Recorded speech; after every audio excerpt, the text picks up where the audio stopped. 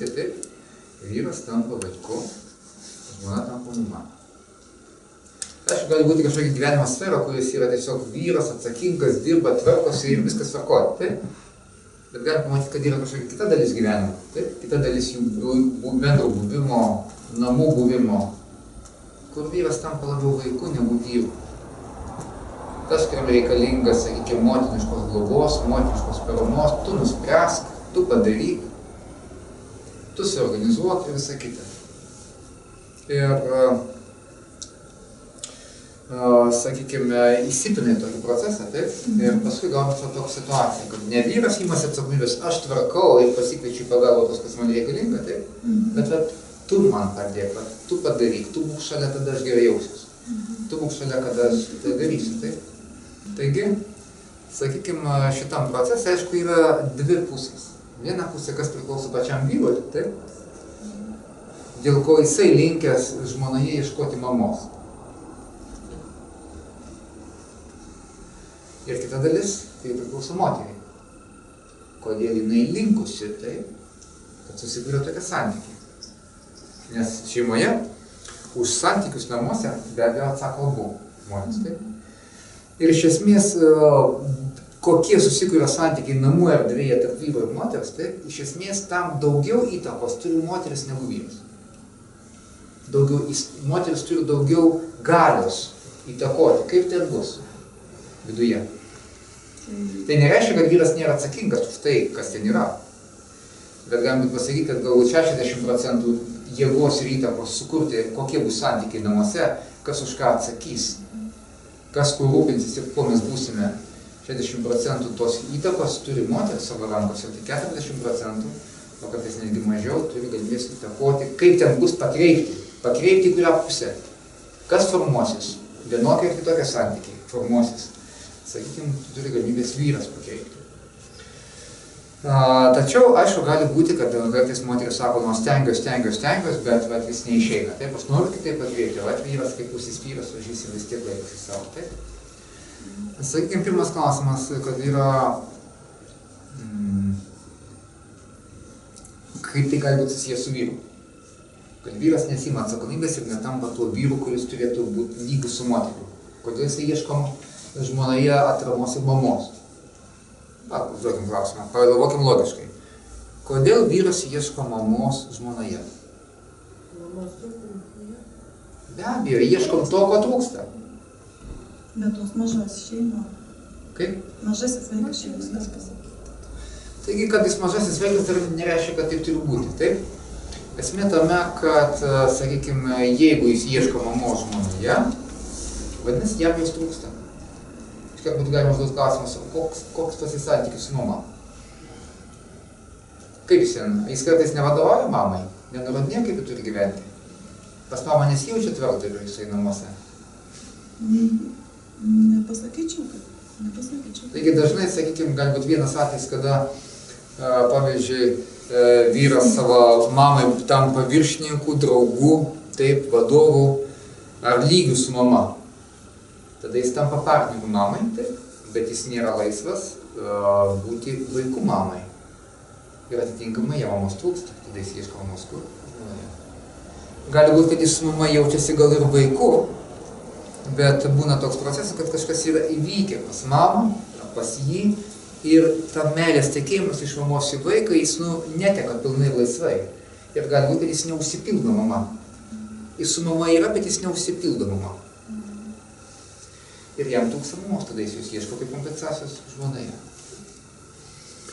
Ir toks realiai procesas gali vykti. Taip, ypač jeigu, pavyzdžiui, jo tėvas prieš mamą buvo lyg tai mažesnis. Jeigu jo mama taip pat buvo labiau tvarkanti namus negu tėvas, jeigu jie nebuvo lygus. Taip. Vaikui, sakykime, irgi sunku tada prisimti savo tą vyrišką atsakomybę. Taip, kad vienas dalykas, jam trūksta mamos. Ką daryti? Tokiais atvejais, jeigu vyrui trūksta mamos? Aišku, natūralu, kad jeigu vyrui trūksta mamos, jis ieško žmonoje ir gali būti, kad jis ir įsimylėjo jūs dėl to, kad jūs galite tapti ją mama. Aš labai nepanašiai jau mama. Nesvarbu. Dažnai būna, kad ieško, jeigu mama jam kažko bloga, tada jis ieško geros mamos. Jis ieško šiek tiek kitokios mamos, bet jis tiek ieško mamos.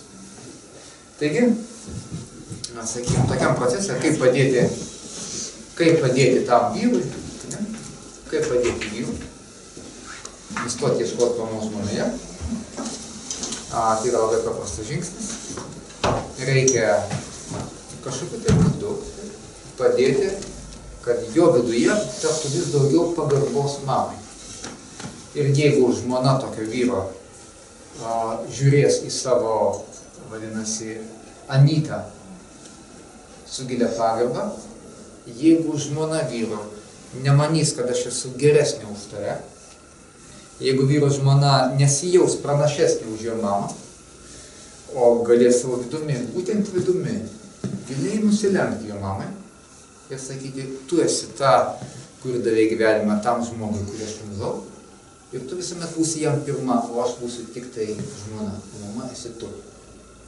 Jeigu ta žmona sugebės giliai su pagarba nusilenkti jo mamai, net jeigu neturi blogų savybių, ir pripažinti, kad tik tokios dėka yra šiam pasaulyje vyras, kurį aš pamilau, tada toj šeimoje, tarp vyro ir žmonos formuojasi kas? Gili pagarba vyro mamai. Ir tą pagarbą gali pradėti žmona. Ir ta erdvė, kur formuojasi, jinai pereis ir vyrui. Ir jo viduje taip pat pradeda keisti santykis su jos mama. Kuo labiau jis tampa nusilenkiantis, dėkingas, pagarbus savo mamai, be pretenzijų, tuo labiau jis užsipildo ją. Kuo labiau jis ją užsipildo, tuo mažiau jam reikia ieškoti mamos kur žmonoje. Taigi, kita dalis, sakykime, kodėl taip vyksta, tai yra žmonoje. Jeigu žmona savo vidiniam pasaulyje jaučiasi, kad moteris visuomet turi būti pranašesnė ir moteris vertingesnė už vyrą.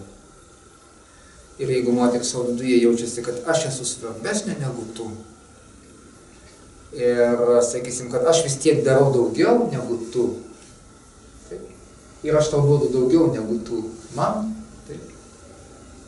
Kartais gali būti, kad būtent jinai ir laiko tą poziciją, kad tu niekad man nepriliksi, tu niekad netapsi toks svarbus kaip aš, tu niekad nesugebėsi būti toks reikšmingas kaip aš, ir tu niekad negalėsi duoti man kažko lygiai, kaip ir duodu aš tau.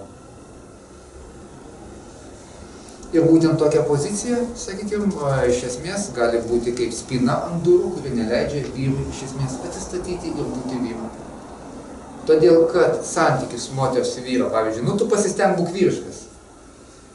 Bet jeigu vidinis santykis yra toksai, kiek tu besistengtum, tu būsi labiau vyriškas, aš tavim labiau džiaugsiu, bet aš vis tiek būsiu viršesnė. Tada gaunasi kas? Padaryk kažką, bet aš vis tiek būsiu pranašesnė. Tai yra vidinis santykis. Sakykime, ir būtent šitas santykis verčia kartais vyrus nuleisti rankas ir ne visai nebesistengti likti vaikais. Todėl, kad gaunasi kas? Jeigu vyras nori turėti šitą moterį, kurią jis pamilo, jam reikia būti kuo mažesniu. Kitaip jis negalės tos moters turėti. Ir aišku, gaunasi konfliktas. Mumise pačiuose konfliktas. Aišku, viena dalis toje moteryje nori turėti vyrą, lygiavertį vyrą. Nori turėti. Tačiau jeigu yra kita dalis moteryje, kuri sako, moteris visą laiką yra viršesnė, o vyras niekad negalės būti jai lygus. Bet būtent šita paslaptinga dalis, tai, jinai kurią vyras jaučia, jis jaučia, kad jeigu aš noriu tave turėti, aš turiu visą laiką būti žemesnis už tave. Ir tai gaunasi kaip uždaras ratas. Iš esmės, tam, kad iš to uždaro rato išeiti, pati moteris turėtų žvelgdama į vyrą sugebėti pamatyti žmogų, kuris gali būti lygiai svarbus jai, kaip ir jinai jam, ir lygiai kažką duoti jai, kaip ir jinai duoda jam. Ir pripažinti, kad vyras gali būti lygiavertis moteriai. Kad jinai lygiai taip pat reikalinga turėti vyrą lygiavertį, kaip ir vyras turėti moterį. Ta prasme, moteriai reikia tam tikrų būdų lyg pasižeminti. Tačiau įdomiausias dalykas, tai, kad tas pasižeminimas, būtent toks pasižeminimas, iš tiesų atveria pačiai moteriai visai kitas erdves. Moteriškumo erdves. Ir kiek mes tam praktiškai dirbom tokiais klausimais, tai kai moteriai pavyksta tai pripažinti, sakysim, ir pasakyti, vis dėlto mes esame lygus. Jinai pajaučia, kaip jinai gali atsipalaiduoti, nuo jos nueina visos vyriškos įtampos. Jinai sako, aš pradedu jaustis visai kitaip kaip moteris. Ir sako, visai nesijaučiu pažeminta. Aš kaip tik įgyju savo tikrąją vertę, tikrąjį orumą, tikrąjį moterišką orumą įgyju, apie kuriuo aš net negalėjau svajoti. Ir be abejonės moteris partnerystėje ir šeimoje kažkuo tikrai bus pranašesnė už vyrą. Tai ir vaikų ateivedimas į pasaulį, taip rūpinimas ir namų žiniotvarkymas, be abejonės turės savo pranašumą. Tačiau vyras su savo tuo potencialu, kurį jis atneša į šeimą, savo tą dvasę, savo energiją, kurį jis atneša, jis atneša kažką tokio, ko negali atnešti moteris. Ir bendros nuo jie yra lygus. Vienas turi vieną savo pranašumą, kitas kitur savo pranašumą. Taip. Ir jie bendros nuo lygus. Jeigu aš sutinku tapti lygia su lygiu ir sutinku būti lygi, ir sutinku pripažinti, kad tu kaip vyras gali kažką padaryti dėl manęs, kur aš kaip moteris būsiu tau dėkinga.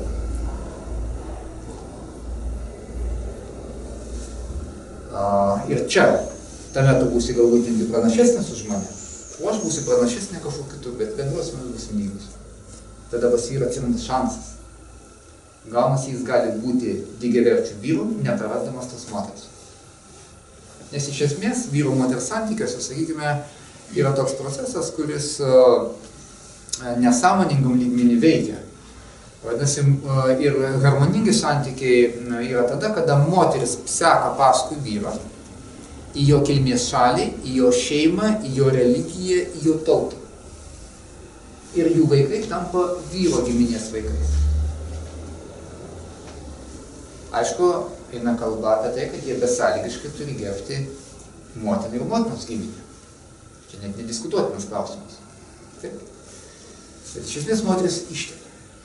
Ir moteris seka paskui vyrą į jo šeimą, į jo giminį, į jo erdves. Ir iš tiesų vyrui žymiai lengviau būti vyrišku, jeigu moteris atiteka pas vyrą, negu vyras ateina į moters pusę. Vyrų moters pusėje sunkiau būti vyrišku. Jiems reikia žymiai daugiau jėgos, o moteriai reikia žymiai daugiau nuolankumo. Ir dėl to, sakykime, šiuo atžvilgiu, pavyzdžiui, žymiai geriau, kad ir skurdesnės gyvenimo sąlygos, bet reikia gyventi moteriai pas vyrą. Aišku, jeigu ten nėra didžiulis kontrastas ir sunkumas išgyvenimo, taip? Ir sveikatai. Psichologinė arba fizinė. Nes vyras į moters pusę turėtų ateiti gyventi tada, kada iš tiesų vyro pusėje yra arba labai sunkus likimai. Pavyzdžiui, ten alkoholizmas, nelaimingi likimai, taip, sunkios dūšios apkrovos, sakykime, arba kažkokie tai gyvenimo sąlygos sunkios. Tada vyras gali ateiti į moters pusę, taip, ir priimti tai būtent ne dėl to, kad čia taip priklauso. O jeigu jie abu sutinka, kad teisinga būtų eiti pas vyrą gyventi, bet dėl to, kad ten pernelyg sunku šeimai ir vaikams, mes sprendžiame, kad vyras ateina pas moterį. Tada jie gali išlaikyti tą vertę ir gali sakyti viskas klostytis. Tai štai, viena moteris seka paskui vyrą, tačiau kita pusė yra labai tokia, sakykime, kurią nelabai nori girdėti vyrai, taip. Čia vyrai labai papučia krūtinės ir nori girdėti taip, kad moteris seka paskui vyrą. Kaip faina, kaip malonu, ne? Kaip teisinga. Jūs tik eikit paskui mus, tarnaukite taip, eikite taip, o mes čia vesim, taip. Aišku, tam, kad vyras galėtų vesti gyvenimą, jis turi būti dūšiai pakankamai sveikas, o ne paskui pirmą sekti, taip. Bet aišku, pirmą dalį labai mėgsta girdėti vyrai. Vyras seka paskui moterį, taip? Moteris seka paskui vyrų. Tačiau yra ir kita pusė, kad vyras tarnauja moteriškumui, moteriškai esmei. Ir reiškia, vyras turi pasistengti sukurti tokį gyvenimo erdvę moteriai, kad jinai galėtų realizuoti save ir kaip moteris, ir kaip motina, ir tiesiog kaip žmogus. Ne? Vyras tarnauja moteriškai esmei. Vyras tarnauja tam, kas yra moters viduje. Ir tai pas vyrą užrašyta tiesiog genetiškai, pasąmoningai vyras stengiasi įtikti moteriai. Bet štai įdomiausias dalykas. Čia kai kas iš jūsų gali pasakyti, kad anaiptol ne taip. Mūsų vyrai visai nesistengia mūsų įtikti. Taip? O priešingai. Ir čia iš esmės slypi vienas įdomus dalykas. Kai jeigu moteris išorė sako, tu padaryk šitai, padaryk taip, padaryk anaip, kiek tavęs galima prašyti, bet jos viduje yra įrašyta, kad vyras vis tiek niekad nebus lygus moteriai ir vyras vis tiek bus prastesnis negu moteris, jis vykdo kokią misiją? Būtent tą misiją. Jeigu moters viduje įrašyta, kad vyrais pasitikėti negalima, vyrai tie, kurie paveda, vyrai tie, kurie išduoda, vyrai tie, kurie apgauna, taip, vyras jausmiškai seka kuo? Vidinių moters įrašų. Ir jeigu moteris sako, kiek tau 10 kartą sakau, nevėluok padaryti priklauso, bet viduje, jeigu pas ją užrašyta vyrai paveda, jis pasistengs padaryti taip, kaip pas ją užrašyta. Kaip pakeis plokštelę? Iš esmės, vyras sąmoningai taip pat nori nevėluoti, nori padaryti, taip? Ir sąmoningai jis stengiasi, bet tada yra priešybių kova. Sąmoningai stengiasi nepavesti moters, kad nebūtų konflikto, o vidus stengiasi įgyvendinti tai, kas pas moterį vidų užrašyta. Vyrai paveda. Kaip pateisinti lūkesčius? Vidinius. Jo. Protui stengiasi pateisinti tai, kai jis girdi ausimis. O vidus jo reaguoja į tai, kas pas moterį užrašyta viduje. Ir tada vyrui gaunasi, jeigu viduje pas moterį užrašyta yra tai, vyras vidumi stengiasi įgyvendinti tai, o protu jis nori gyventi taip, kaip jo moteris prašo, garsiai taip, ir yra tam tikra kova, kas ką nugalės, ne? Tam tikra vidinė kova. Taip kad šitoks procesas tarp vyro ir moteris, jisai yra taip. Aišku, gali būti prie to dar prisidėti pačio vyro, sakysim, kaip ir minėjau, iš kilmės šeimos dalykai. Pavyzdžiui, jeigu jisai piktas ant savo mamos, dėl to, kad jinai jį atstumė arba nemylėjo, ar dėl to, kad mama, sakysime, žemino tėvą, gali būti vyras piktas ant mamos, ar tą pyktį perkelti ant ko? Ant visų moterų. Ir tada žiūri moterį ir sako, vat jinai kalta. Dėl to, kad vat jinai kalta, reikia ją ten biškį paspausti, ją reikia taip, kad pavesti. Lygiai taip pat būna ir moteris, jeigu moteris yra pikta ant savo tėvą, dėl to, kad tėvas žemino mamą, tėvas negyveno su mama, tėvas neskiria pakankamai dėmesio laiko, labai natūralu, kad moteris gali tą patį pykti, dažniausiai jinai išreiškia kur? Ant vyro. Vyras grįžta namo iš darbo, jinai jį pasižiūri ir sako, jau tu jau nusikaltai. Nežinau, ne dėl ko, bet tu kaltas. Jausmas taip veikia. Taigi, dėl to, tame procese, kaip jūs matot, veikia ir tai, kad mes atsinešam iš kilmės šeimos, ir vienas ir kitas taip, ir tai, kas yra tarp jūsų dviejų. Taip, kad, sakykime, jeigu norit, kad atsistatytų tas vyro vyriškumas ir galėtų imtis atsakomybės, visų pirma, reikia leisti savo pajausti, ar aš galiu priimti tą poziciją kaip moteris, kad mes būsim lygus ir vyras gali man lygiai duoti kažką vertingo, kaip ir aš jam. Ir ar aš noriu gauti iš jo tą kažką vertingą, kaip ir duodu jam, ir ar tai, ką jis duos man vertingo, ar aš tik pažinsiu, ar būsiu už tai dėkinga. Tai ką tu padaryti? Tam vidų. Aha, matot, jau kyla klausimas, pasirodo. Taigi, sakykime, kad nebūtų taip, pavyzdžiui, kad, daryk stenkis taip, ir taip jau turi būti. O kad aš pasistengiau pietus, kad jūs padaryti, tu man padėko. O jeigu tu padarai kažką gerai, tai taip jau turi būti, ką čia dėkoti. Tai aš kalbu, tai toks procesas, kad būtų ir iš vyro pusės į moterį, ir iš moters į vyrą. Jie buvo, taip? Sakykime, juk jūs pačios moteris jaučiate, kaip jūs, jeigu kažką pasistengėt padaryti gerą, taip? Ar užtenka, kad vyras sušlamš pietus ir nueis, sakys, aš viduje tau dėkingas. Jeigu jūs metus laiko negirdit padėkos žodžio. kaip tai bus. Bet viduje jis dėkingas. Sunku bus, ne? Taip. Lygiai taip pat moteris nori išgirsti dėkingumą ir vertinimą, lygiai taip pat vyrus svarbu išgirsti pripažinimą į dėkingumą ir vertinimą. Netgi tada, kai jis padaro tai, kas priklauso. Lygiai taip pat, kai moteris padaro tai, kas priklauso. Vadinamas dalymas. Aišku, tas lygiavertiškumo santykis gali būti lengvai gyveninti, bet galbūt, kaip aš matau iš jūsų reakcijų, kai kurios iš jūsų atpažįsta, kad nelabai taip ir paprasta būtų tokį santykį vyro turėti. Ir jeigu jūs jau dabar jaučiate, kad viduje yra ne visai toks santykis, taip? Ir tokį santykį vyro turėti yra būtų ne taip paprasta, taip? Vadinasi, pamatėte savo dalį, kuri moteryje neleidžia vyrų būti pilnaverčių ir praktiškai užsako plokštelę, kad vyras būtų pavedantis ir nebūtų vyrų pilnavertis vyras. Taigi, jeigu kartais moteris, o lygiai taip pat čia klausantis vyrai gali savo perfrazuoti tą, ką aš sakau dabar apie moteris, tai gali perfrazuoti lygiai taip pat kaip aš vyrus, ne? Nes tai galioja ir vienai ir kitai pusiai. Taip. Jeigu aš jaučiu, kad mano santykis į partnerį nėra toksai, kviečiantis į tą pilnavertiškumo lygybę, tuomet reikia man užduoti klausimą, kodėl aš negaliu to priimti. Tada man reikia pažvelgti kur? Į savo moterį, reikia pažvelgti į savo tėvą. Arba į savo mamą. Ir pažiūrėti, kas ten tarp jų. Ir jeigu pas mano tėvus mama buvo viršenybė, o tėvas buvo visą laiką tas, kuris, sakykime, nėra lygus, tai tokiu atveju gaunasi kas, kad aš, gali būti, kad moteris iš ištikimybės mamai elgiasi taip kaip mama. Ir iš ištikimybės mamai neleidžia savo vyrų užimti kitokios pozicijos. Nes jeigu aš pripažinsiu, kad vyras gali būti lygiai vertingas kaip ir moteris, gaunasi kas, man teks išduoti mamą.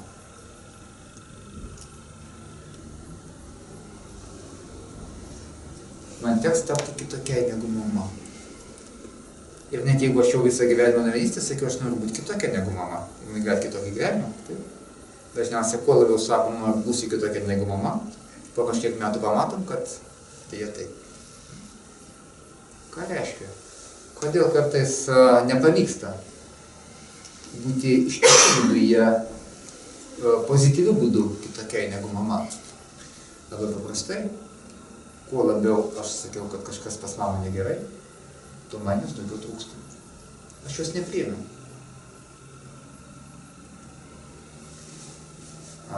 Ir tokiu būdu aš nelaisva nuo jos. Lygiai taip pat vyras, jeigu sako, kad mano tėvas elgėsi neteisingai, aš nebūsiu toks kaip tėvas, taip, vyras nepriima savo tėvą.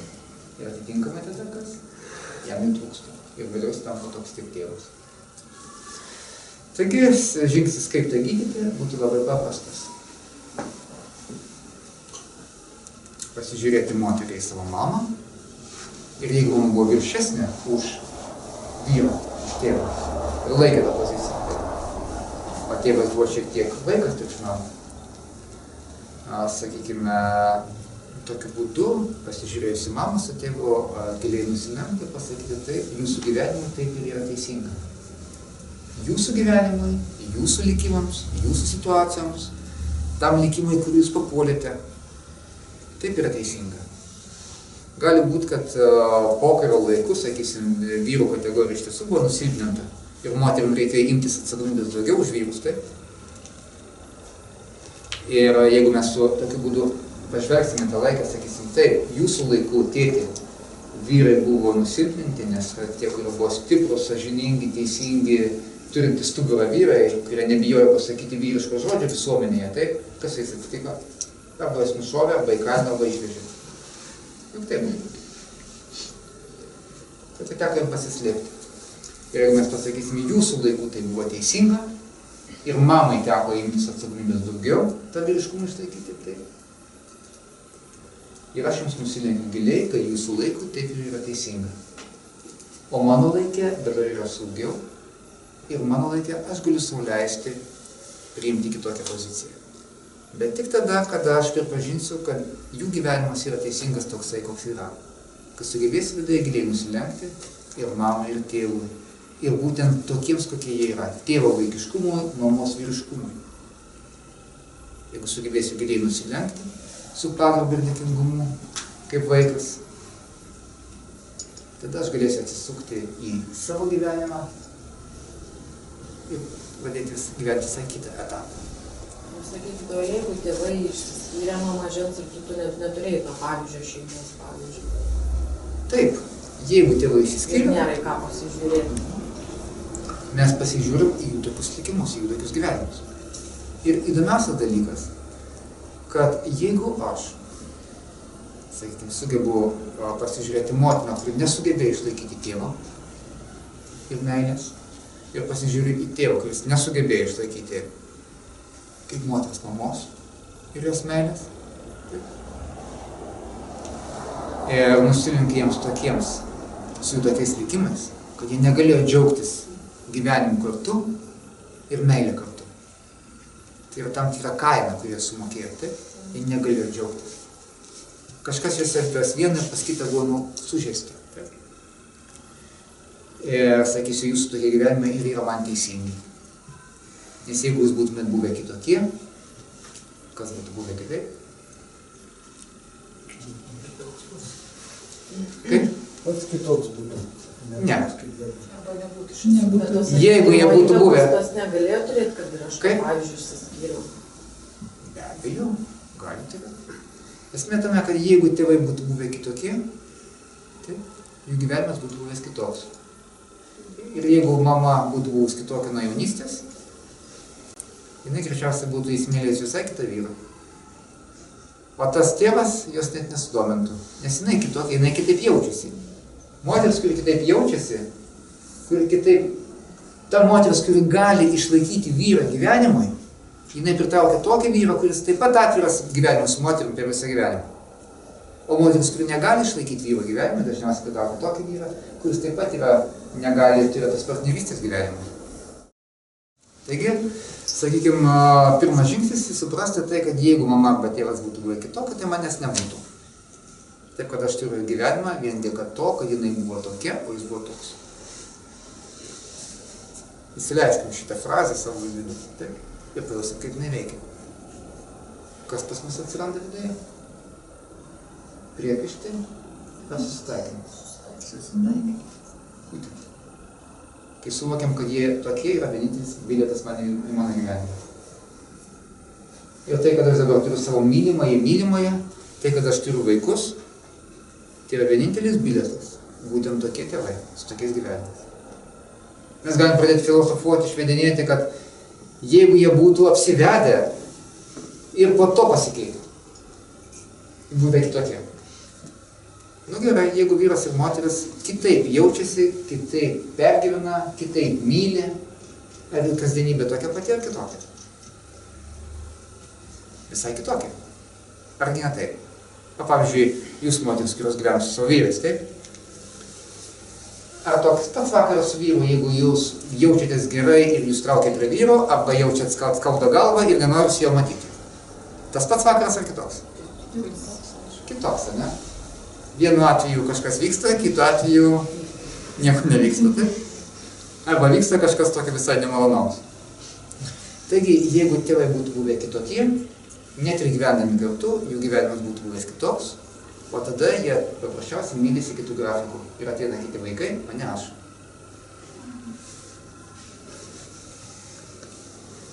Taigi, abėcėlė labai paprasta. Tai kad aš esu šiam pasaulyje, yra būtent dėka, kad jie buvo būtent tokie ir tik tokie, ir tą valandą buvo būtent tokie. Viskas. Kas tada vyksta? O dabar, kai tai girdime. Viduje į tėvų santykis koks formuojasi? Susitaikymas. Kas yra tas? Mes jaučiamės dabar viduje, tėvų tampa mažiau ar daugiau? Daugiau. Mūsų viduje vien apie tai mąstant, vien žvelgiant į šios faktus, mūsų viduje tėvų tampa daugiau. Leiskime savo pajausti. Su tokiu žvilgsniu pažiūrint į juos. Kad būtent toks tavo gyvenimas, na, Ir toks tik gyvenimas tėti yra vienintelis bilietas man į šį pasaulį ir viskam, ką aš turiu.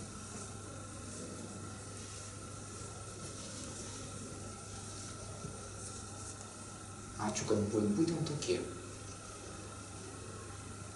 Net jeigu tai buvo man sunku, net jeigu aš patyriau daug kas skaudaus, net jeigu man buvo beprotiškai kažkokiais momentais sunku ir skaudu, tai vienintelė mano galimybė būti pasaulyje. Vienintelis mano bilietas. Ir jeigu man pavyks gyvenime kažką atrasti, išgyti, atsistatyti ir pagaliau gyventi pilnavertį gyvenimą, tai tik dėka ko? Dėka to, kad jūs davėt tą bilietą.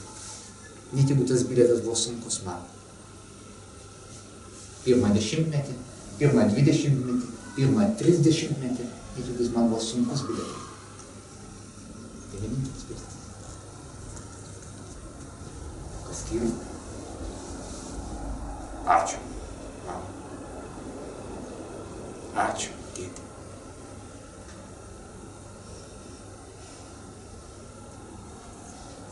Jų tampa daugiau. Ir tada arba mums bereikia jų ieškoti kitur, ar man reikia ieškoti kažkur geresnio tėčio, geresnės mamos. Ar man reikia ieškoti kažkur tai moters, kurio mane motiniškai apglėbs, kaip mama nesugebėjo. Ne. Ar man reikia ieškoti kažkur vyro, kuris mane saugos, kaip tėvas nesugebėjo. Ne. Tada aš galiu kaip vyras ieškoti moters, su kuria galiu sukurti kažką naują. Būtent mūsų, tik mūsų. Moteris gali ieškoti vyrų, su kuriuo galės sukurti kažką naujo, būtent mūsų, tik mūsų. Ir būtent štai čia atsakymas. Kodėl būtent sutinkam tokius ir tokius vyrus? Dažnai sutinkam tokius, koks tėvas, arba atvirkščius, kad tik paneigti tėvą. Ir aišku, jas prarandam. Todėl, kad sutikę atvirkščią, kitoks negu tėvas, mes pamatom, kad jame kažko nėra, ko man labai reikia. Reikia ko? Tėvo. O sutikę tokį patį kaip tėvas, taip pat pamatome po kažkiek laiko, kad jis neduoda to kažko ypatingo, ko reikia, nes jis ne tėvas.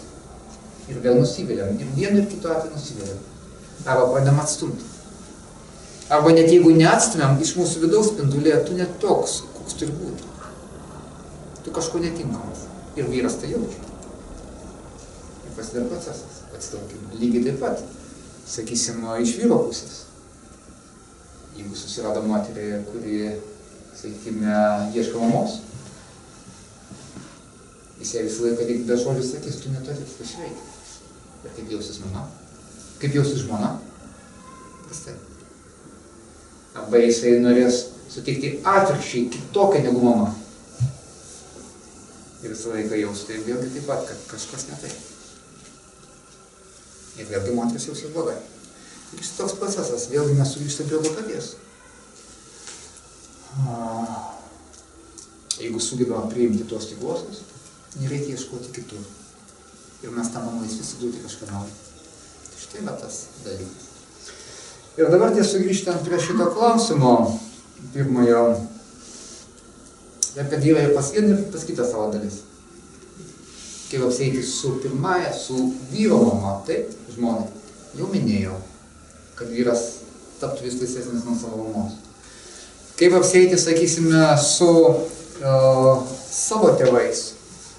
Ir jau minėjau, kad jeigu aš priimu savo tėvą ir savo mamą kaip moteris, giliai, pagarbiai ir pilnai, aš galiu pasakyti mamai, taip mama, tavo gyvenime buvo teisinga, kad tu buvai viršesnė negu tėvas.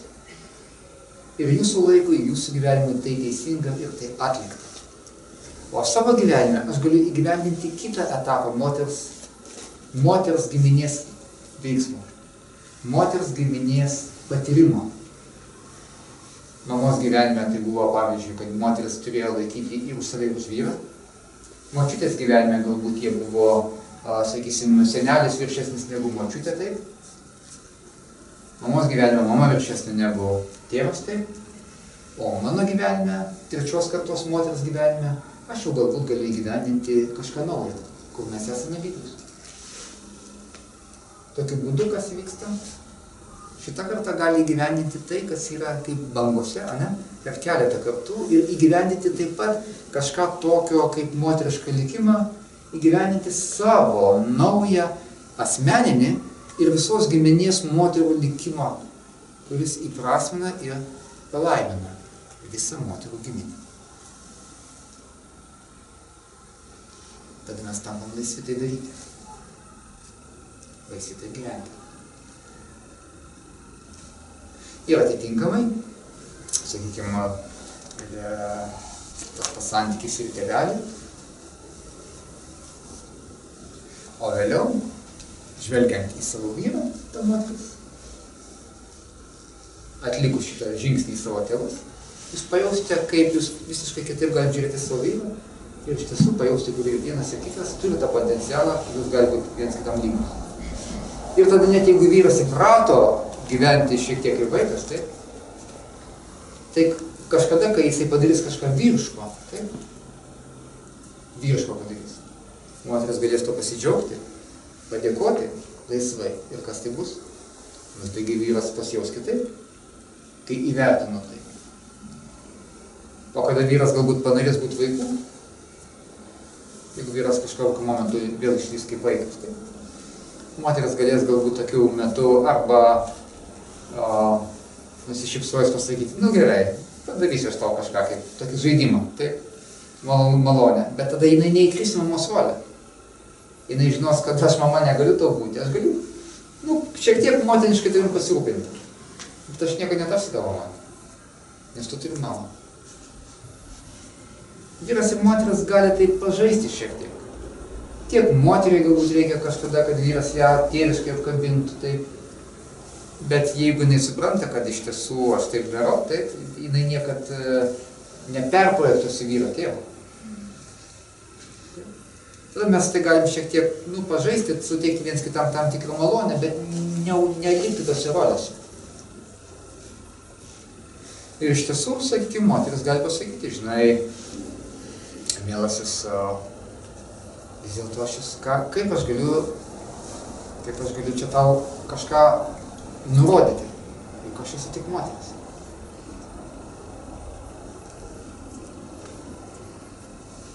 Aš tik tavo žmona. Ir tada jinai ne tik, kad galės kažko atsipalaiduoti, bet iš tiesų įsikvėpti naują moterišką jėgą ir orumu kitos kokybės. Orumu ir moteriškumu. Jis nėra mažiau vertingas. Jis yra kitoks. Ir tai nereiškia, kad moteris visame kame jinai turės būti nuolankiai ir paklūstanti ir taip toliau vyrų, kaip įsivaizduoja. Ne. Taip to, būdama lygiai, jinai taip pat turės savo erdvę, kur pasakys, čia aš kaip moteris imos atsakomybės, ir už tai atsakau aš ir aš sprendžiu. Tu būk malonus paklausyti. O štai ten aš klausysiu tavęs. Ir nes tu esi vyras.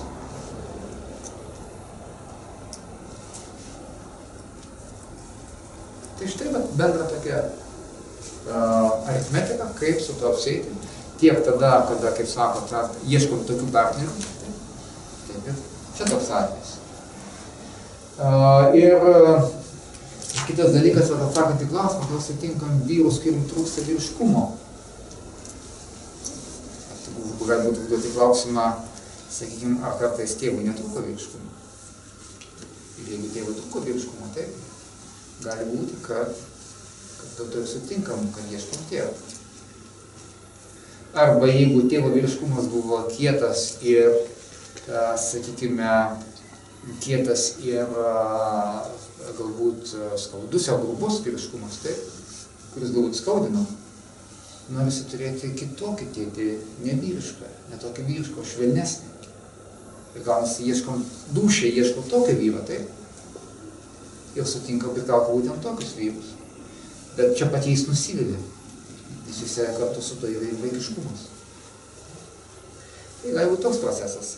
Dar vienas dalykas gali būti, kad, sakykime, jeigu šeimoje arba giminėje buvo toks likimas, kad moteris buvo galbūt sužeistos ar paniekintos vyrų, arba šeimoje arba giminėje vyrai buvo nešę tam tikrą sunkų likimą. Pavyzdžiui, vyriški vyrai žuvo, buvo ištremti. Gaunasi kas? Kad viduje moters gali gyventi jausmas, kad jeigu aš turėsiu vyrišką tvirtą vyrą, jį pamilsiu, su juo gyvensiu, kažkada man teks jį laidoti. Ir laidoti ne senatvėje, o jis žus. Ir tada nenoras to patirti, nesileidžia įtirti tokių vyrų. Tai tokia atveju tai nėra kažko bendro, kad paniekinu sūnų tėvą ar panašiai.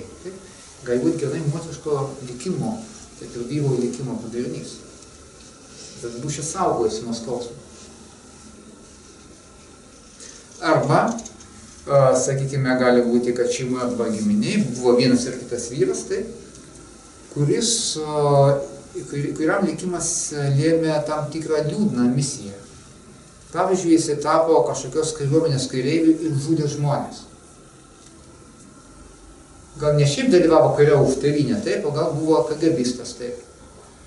Gal buvo kažkoks kitas žmogus ar partizanas kažkoks, tai, kurie, sakysim, gal buvo užverbuoti ir darė savo misiją, taip.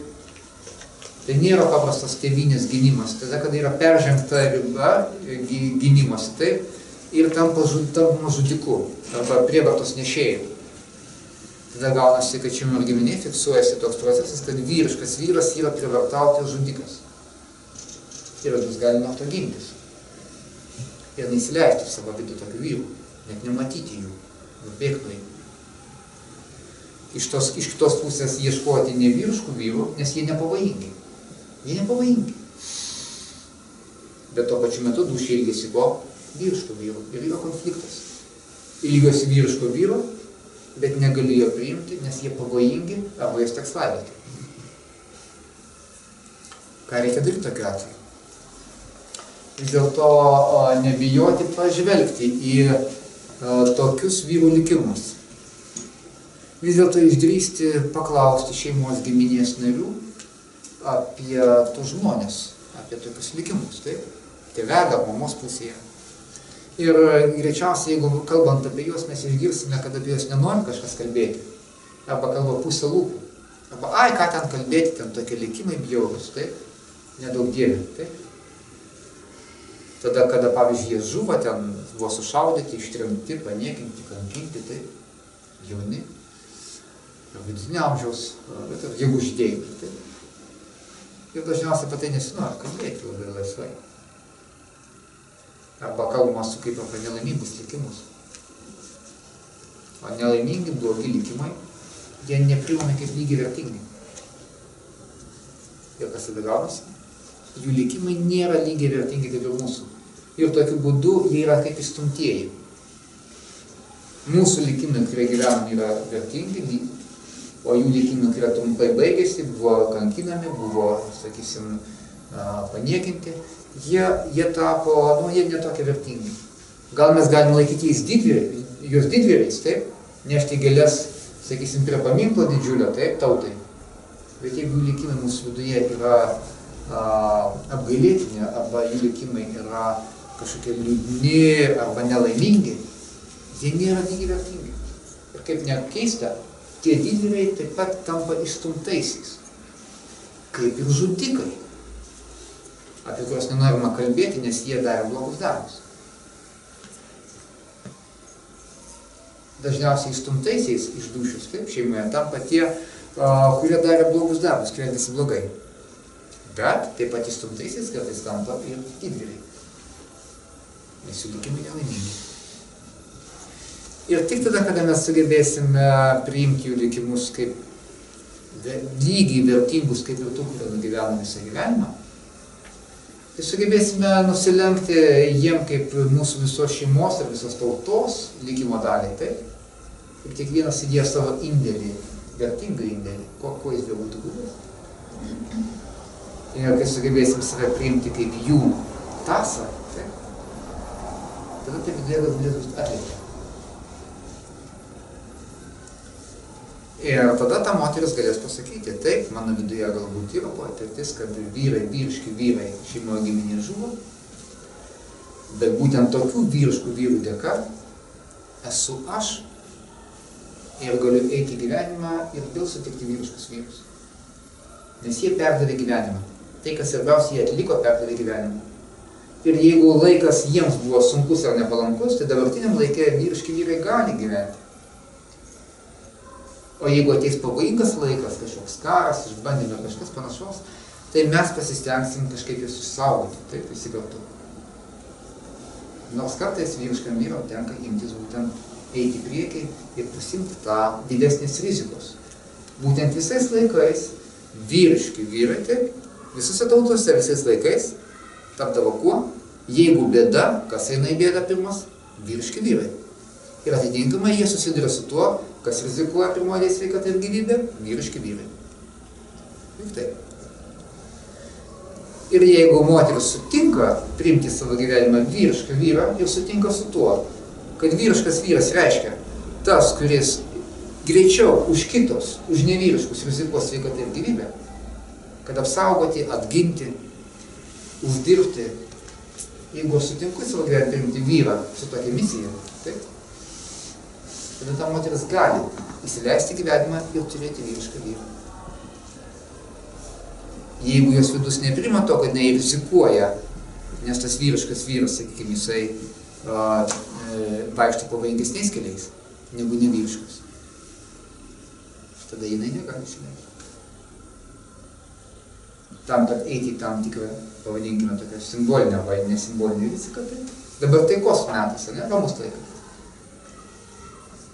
Bet ir netgi taikos mete vyriški vyrai vis tiek daugiau rizikuoja. Labai paprasta toks dalykas. Eisit kartu su vyru, vadinasi, per kažkokią tai žiemą pasivaikščiot, per tiltą, palei upę ir pamatys ant ledo, kad įlūžęs vaikas skęsta. Nevyriškas vyras leis į kelnes ir liks gyvas, o vyriškas puls, galbūt tą vaiką ištrauks, bet pats gali paskęsti. Taikos metu. Tai ta moteris sutinka gyvenimą priimti vyrišką vyrą. Aš turiu klausimą. Taigi, va tam tikras apsisprendimas, ne? Supras, kas yra kas. Ir kai mes leidžiam savo akivaizdą pamatyti, kas yra kas, tai kad kiekvienas pliusas turi ir tam tikrą atsakomybę. Ir imamės tos atsakomybės, ir tai atsakomybė pasistengti vieni kitus išsaugoti, o jeigu likimas priims kitaip, pagerbti tai taip, tada mes galim eiti į tokį gyvenimą ir džiaugtis. Ir aišku, ten apsieiti atsakingai. Taigi būtent pagarba tokių vyrų likimams, ir ar jie buvo didvyriai, ar jie buvo, sakykime, nusikaltėliai, pagarba jų likimams, neneikimas galvos prieš jų likimus, pripažinimas kaip dalies savęs, atvira dalis dabar įsileisti gyvenimą būtent tokius žmonės, kurių dušė ilgisi. Arba, sakykime, gali būti, kad jeigu, kalbant apie nevyriškus vyrus, taip, gali būti, kad ne tik vyriški vyrai buvo atstumti. Gali būti šeimoje arba giminiai, kad atstumti buvo nevyriški vyrai. Pavyzdžiui, sakykime, atvažiuoja, sakykime, ar stribai, ar kažkas tai, ir vyriškas vyras greit rizikuodamas savo sveikatą, surenka šeimą, paslėpia, sakykime, ir kažkokiu tai būdu nuvilioja į šoną ten šitos, sakysime, atėjūnus ir šeima lieka sveika, taip? O nevyriškas vyras bijo kažką padaryti, bando susitarti, bando išprašyti, jos visus susėmė ir išveža. Ir kas gavosi, per tavo suknistą nevyriškumą mes visi kentėjome. Ir kas gavosi, nevyriškas vyras tampa atstumtuoju. Atstumtuoju paniekintuoju, taip? Vyriškas vyras, sakysime, ėmėsi atsakomybės, išėjo į mišką, pavyzdžiui, galbūt ten ir miške nudobė kažkokį tai žvėrį, parnešė namo, šeima pasimaitino. Nevyriškas vyras, nu ką aš padarysiu, pusbadžių gyveno, vos pragyveno, gal vienas kitas vaikas mirė, sakysim, iš alkio, ir šiaip netaip šeima išgyveno. Ir gaunasi kas, nevyriška vyro kategorija yra atstumta paniekinta viduje. Net jeigu stojo nevyriškų vyrų, nugyveno matyti, taip? Ir kas gaunasi, nevyriškas vyras atstumtas, nors jis yra dalis mūsų visų gyvenimo. Ir tas, kas atstumta, dūšiai to trūksta. Ir gali būti, kad vėliau pas anūkę į gyvenimą jos vidus traukia ir mato būtent tos nevyriškus vyrus, kuriuos reikia susigrąžinti į savo vidų. Reikėjo susigrąžinti, reikėjo atsistatyti, nes jie buvo atstumti. Be jų dūšia taip pat nepilna. Tokiu būdu ką reikia daryti? Priimti savo širdį su gilia pagarba ir nuolankumu nevyriškus vyrus savo šeimos giminiai.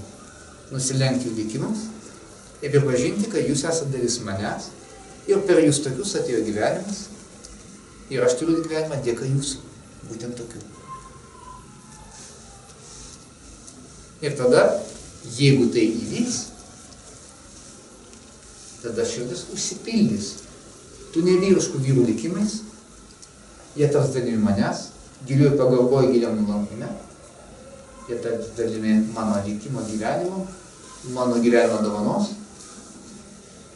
Ir tada ta moteris galės pasakyti, taip, mūsų šeimos ar giminės gyvenimuose nevyriški vyrai buvo ir per juos galbūt šeima patyrė daug skausmo, bet būtent tokie nevyriški vyrai ir buvo tai, kas atnešė man gyvenimą ir perdavė gyvenimą toliau. Ir aš duodu jam vietą širdyje. Galbūt jiem tai buvo vienintelė galimybė išgyventi. Jeigu jis būtų buvęs vyriškas, gal būtų nušovę. Tai tokiu būdu aš nusilenkus tokiems vyrams, pasakius, tam laikė buvo taip teisinga, o dabar šitam mūsų laikė mes galim pasistengti ir padaryti kitaip. Leisti vyriškams gyvenimus išviešėti ir būti vyrais, kurio moteris gali džiaugtis. Taip? Vyru, kuris bus ir vyriškas, ir šalia kurio moteris galės jaustis moterį. Kai sena yra atlikta, nauja gali ateiti. Aišku, gali būti dar viena dalis, asmeninė patirtis. Taip? Čia dabar daugiausia savo paskaitose kalbu apie sisteminius dalykus, kurie yra, sakykime, mums sąlygoja tos visus gyvenimo procesus. Be abejo, bendroji psichologija yra tiesiog individualioji psichologija, daugiau nagrinėja ne sisteminius dalykus, taip, o būtent asmeninius. Jeigu, pavyzdžiui, ta moteris gyvenime jaunystėje ar vaikystėje patyrė galbūt prievartą arba pažeminimą ar kažkokį smurtą, taip, tai natūralu, kad jos viduje jinai gali gintis nuo vyriškų vyrų. Ir prisileisti tik tokius, kad jeigu tu čia kažko užsimanysi, kas tau nepriklauso, tai aš tave paimsiu ir suviesiu ir pasakysiu vietą. Taip jai saugiau, nes jie negali pasitikėti vyrais. Tai asmeninės traumos yra gydomos galbūt tiesiog asmeniai, tokie, tai yra kita terapijos rūšis, asmeninis gyvenimas, asmeninės traumos. Tačiau įdomiausias dalykas, kad dažnai asmeninės tokios traumos, taip, vaikas į asmeninės traumas dažnai papuola. Kodėl? Todėl, kad jį pritraukia tenai. Ir dažnai būna tokie dalykai, kad jeigu mergina, pavyzdžiui, papuolė į agresiją ar netgi prievartą kažkokio vaikino, tai galima dažnai pamatyti, kad viduje, jos viduje, buvo tam tikra galbūt panieka vyriškiem vyram, ar panieka vyrams. Ir ta panieka išprovokavo ką? Šitą procesą. Ir aišku, įvyko asmeninis sužeistumas. Be abejo, tai, kad dabar girdite, jokiais būdais nenuima atsakomybės nuo to agresoriaus. Tikrai nenuima. Atsakomybės nuo agresoriaus. Ir atsakomybė agresoriui lieka, vis tiek lieka. Taip. Bet tokiu būdu ta moteris, kuri papuolė į tokį įtaką, jinai gali pamatyti, kad priimti savo, sakykim, tą likimą, priimti agresorių su jo kalte, taip. Ir tada tas gyvenimo etapas gali baigtis. Aš dabar tiesiog nedetalizuosiu tų procesų daugiau, nes, sakysim, jeigu kažkas klausytų iš, sakykime, to, kas užsiima, tai, sakysim, asmeninių traumų procesais, aišku, tenai negalima taip trumpai apibrėžti, taip. Bet esmė tame, kada mes savo viduje pagarbiai priimam tai, kas įvyko, taip. Ir priimam galbūt tai, kad mes patys esame dalis to gyvenimo ir galbūt to likimo, šeimos likimo, taip. Tada ir asmeninė trauma gali žymiai greičiau užgyti. Ir tada, sekančiam gyvenimo etape, aš galiu įsileisti į savo gyvenimą visai kitokius žmonės. Ir tada mane pastebi kitokie žmonės, o aš pastebiu juos. Aš atsiprašysiu, o tai ką padėti vaikams, tai jeigu šeima matom smurtą, sakykime. Kaip? O jei matom smurtą šeimo vaiką, paauglio vaiką, ką paniems padėti, kad pagerbtum savo tėvą ir mamą? Ką, kad jums nejaustų tuo niekinėmą, kad tu sugriovė man vaikystį, kad aš mačiau daug skausmą. Ką panam reikia padėti? Tai dabar žiūrint, kas jūs esate. Jeigu yra mama, o tėvas smurtauja, taip? Tai sakykim, tam, kad padėti vaikui, be abejo, eina kalba visų pirma, kad reikia vaiką, aišku, apsaugoti nuo smurto, taip? Bet jei neišeina tam tarpą nuo apsaugoti, neišeina, mums matyti to, ko neturėjai matyti, to neturėjai ko pajausti. Iš esmės, tokiu atveju yra tam tikras santykis, kad, sakykime, taip, kažkas pas mane ir pas tavo tėvą yra sunkaus ant dušios, kažkas yra sunkaus skaudaus ir tai vyksta tarp mūsų. Bet mes esam dideli, o tu vaikas esi mažas. Ir net jeigu tėvas elgiasi blogai, tai tu vis tiek turi gerbti jį kaip savo tėvą. Nes ir aš gerbiu jį kaip tavo tėvą, nes tik jo dėka esi tu. Paaugliams to neužtenka. Esmė tame, kad motinos širdyje to nėra. Jeigu mamos širdyje tai būtų, vaikas tai priimtų. Bet jeigu mamos širdyje nėra pagarbos tam vyrui kaip vaiko tėvui, taip?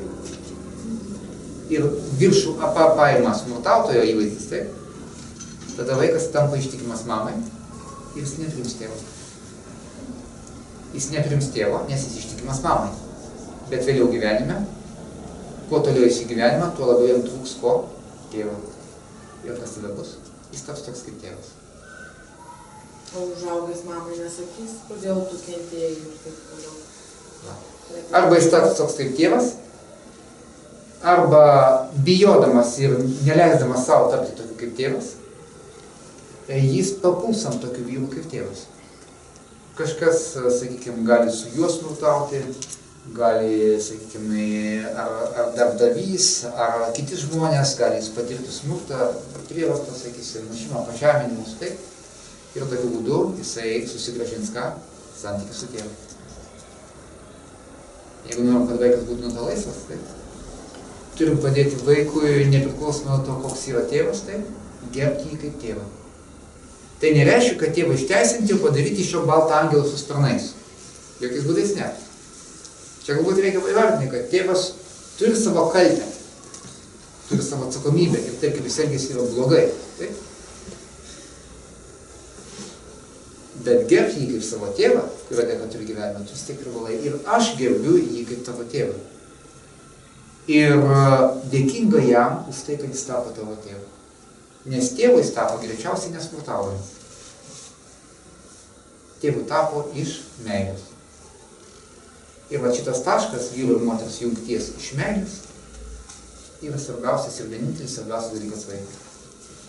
Jeigu pati motina sugebės savo viduje išlaikyti tą tašką, kur aš tave mylėjau, kai mes tapome tėvais, ir aš atsidaviau tau ir mylėjau, ir tarp mūsų vyko kažkas be galo svarbaus man, ir mes turim savo vaiką, taip, aš dėkinga tau už vaiką, dėkinga labai jo tėvų, nors tavo likimas vedė tave sunkių kelių. Ir aplinkui yra daug sunkių ir galbūt bjaurių dalykų. Bet tave kaip tėvą aš gerbiu ir tau dėkinga, kad tu tada vaiko tėvas. Ir tada vaikas galės gerbti tėvą kaip tėvą. Štai kokia baisėlė. Dar vienas toks klausimas. Bet jeigu tėvas, sakykime, tai toks tarpsonų buvo, kad jis buvo paauglys, nu tebe paauglys, kad anot nesutar. Tėvas su sūnum. Jo, tėvas galvo, kad sūnus yra nevykėlis, dar paauglys, o sūnus galvo, kad tėvas yra nevykėlis. Ką padėti anims va to rastom bendravimą? Ką? Nes yra labai daug skaudžių dalykų, aišku, buvo ir vaikystėje, kada vaks man, ir gyventi praktiškai ir neįmanoma. Esmė tame, kad sūnus žemina tėvą ir sako, tėvas nevykėlis, o ne, aš geresnis už tėvą. Jeigu tėvas blogas, tėvas nevykėlis, vadinasi, aš esu geresnis už tėvą. Ne, on taip nesako, tik to tėvą ieško kitos vyrus. Esmė tame, kad sūnus tas, kuris pažemina tėvą, į save laiko geresniu už tėvą. Ir atitinkamai vadinasi, gaunasi, kad sūnus mamai geresnis draugas negu tėvas. Ir kas tada gaunasi? Sūnus mamos draugas. Geresnis draugas už tėvą. Ir gaunasi kas, kad sūnus mamai yra vyras. Partneris. Vietoj tėvo. Ir atitinkamai, kol mama nepastatys sūnaus į vietą, sūnus ir laikys save geresniu už tėvą. Kol mama nepasakys sūnui, kad čia aš atsakau vaikį už tai, kad susidėjau su tavo tėvu, taip? Ir čia mano reikalas ir aš už tai atsakau, ir čia ne tavo reikalas. Tu esi vaikas ir ne tau spręsti. Man tavo tėvas tiko viskas. Aš atsakau už tai, kaip su juo gyvenu. Man tavo tėvas tiko. Jeigu nesugebės sūnui tai pasakyti, sūnus neturės to dėmesio, jis turės tai priimti. Man tavo tėvas tiko, kad turėtumėm tave. Jis buvo pakankamai geras, kaip vyras, kad apie tavo tėvą. O visą kitą, kad išlindo daug sunkių kitų dalykų, tai jau mūsų gyvenimo reikalai. Tai mes traktom. Esmė tame, kad tėvystė nėra susijusi su moralė. Čia reikia atskirti dalykus. Moralė ir tėvystė. Moralė ir tėvystė. Labai paprastai. Kodėl? Todėl, kad iš moralės normų netampama tėvo ir motina. Tėvo ir motina tampama ne nuo moralės, o nuo vyro ir moters buvimo kartu ir labai arti. Jeigu vyras su moterimi bus labai moralus, bet nebus kartu ir labai arti, vaikų nebus. Nebent tu žinas kitą būdą.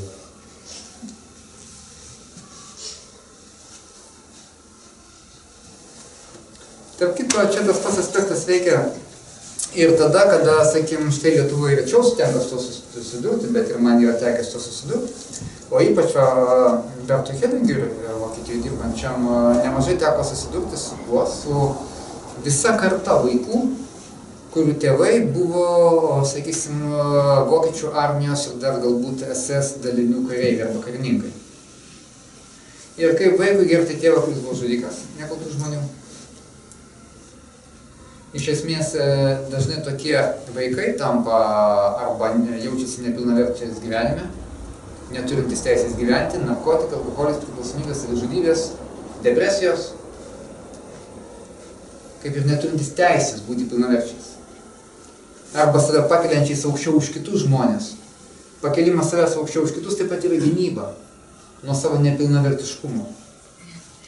Gynyba. Pakeliu save aukščiau už kitus, tai šiaip netaip esu to vertingas. Tai va, tai tokia, sakysim, pabėgimas. Taip, kad ir tokia situacija, bet vėlgi yra tas sprendimas tas pats vietoj ilgų metų psichoterapijos. Ir tai po klaustuko labai sėkmingos. Sprendimas yra paprastas. Pažvelgti tiems vaikams į savo tėvus, esesininkus, KGBistus, žudikus, prievartautojus, taip. Pažvelgti juos ir pasakyti, tai, ką tu darei gyvenime kaip žmogus, yra blogai. Ir už tai atsakai tu. Bet tave kaip tėvą, per kurį aš turiu gyvenimą, aš gerbiu ir tau nusilenkiu. Ir priimu. Tu esi mano tėvas ir tik tu. Ir aš nusilenkiu tau kaip tėvą. Ir tavo likimą. O už savo likimą ir savo kaltės atsakai tu. Aš gerbiu ir priimu tave kaip savo tėvą. Ir tik tada tie vaikai sugeba priimti gyvenimą. Ir eiti gyvenimą. Bet kol tie vaikai nedasigyvena iki to, kad jiems jau reikia gelbėtis ir jie ateina į psichoterapiją, kol jie nedasigyvena iki priklausomybių centrų, depresijų, praradimų santuokos, praradimų mylimųjų, sveikatos praradimų, kol jie dar yra tik tam kely, šitą klausimą gali spręsti jų mama. jeigu jinai savo viduje nustatys tokį santykį į vaiko tėvą. Į pačią esmę. Į pačią esmę. Ir tada jinai pati pasijaus kitaip. Ji pati pasijaus kitaip. Ir tada jinai galės imtis atsakomybės už visai kitą sferą. Tarpusavio santykio. Palaikyti juos, nutraukti, stabdyti, atriboti. Tai jau kita kalba. Kaip moteris su to apsieis. Ir kaip tai bus tinkama vyrui.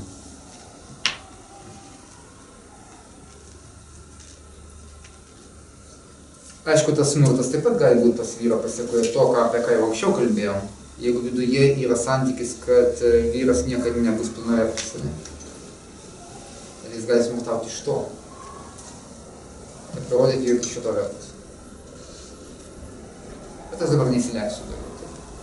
Iš esmės, tame turi atsakomybę abi pusės. Ir vyras, kuris smurtauja, jis nėra angelas su baltais sparnais, jis turi savo kaltę. Bet kodėl tas procesas vis dar veikia ir sunkina moterį, tai čia turi abu savo indėlį. Taigi, ir tas, kuris pradeda kažką daryti, tas, kuris nusprendžia, kad reikia kažką daryti, gali būti pirmas, kuris įdeda pirmąjį indėlį į tai, kad kažkas keistųsi. Šiandien jūs tai padedat. Laimingo kelio.